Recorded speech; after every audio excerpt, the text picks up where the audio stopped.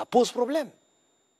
Boire l'eau aussi est un problème pour parler des liquides après les solides. L'eau est-elle un médicament? Mais l'eau, aujourd'hui, c'est un médicament. En tant que diététicien, nous, on prescrit l'eau comme un médicament. Pourquoi? Parce qu'aujourd'hui, on ne boit pas de l'eau.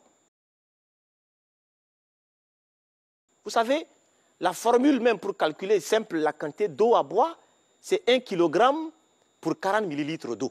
Malheureusement, aujourd'hui, à peine il boit 1 à 2 verres d'eau, il pense qu'il a déjà tellement bu.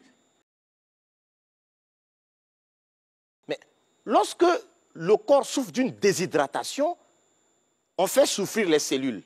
Le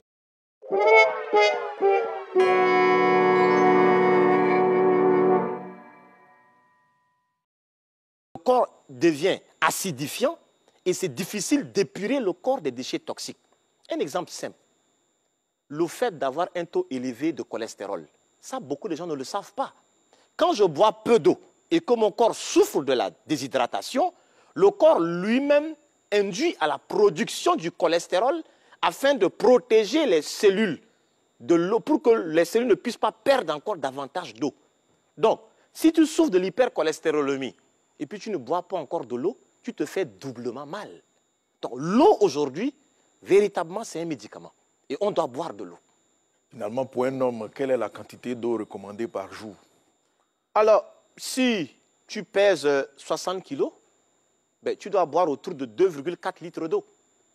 Si tu pèses 70 kg, ben, il te faut boire 2,8 litres d'eau. Si tu pèses 100 kg, il te faut boire autour de 4 litres d'eau. Mais le plus souvent, on prend à peine 1 litre d'eau et on vient maintenant compléter avec des infusions bien sucrées ou bien des sodas bien sucrés. Et ça crée un désordre. Comment ça se fait? Vous savez, quand on a soif et qu'on boit de l'eau, l'eau ne fait pas appel aux enzymes pour permettre de métaboliser cela. Mais lorsque je prends du sucre avec, je ne sais pas, du thé, du Nescafé, tout ce que vous savez, ben, le corps envoie des enzymes. Et ça crée des problèmes. Et aujourd'hui, c'est difficile d'arriver à faire la différence entre la sensation de la soif et de la faim. Et ça pose problème.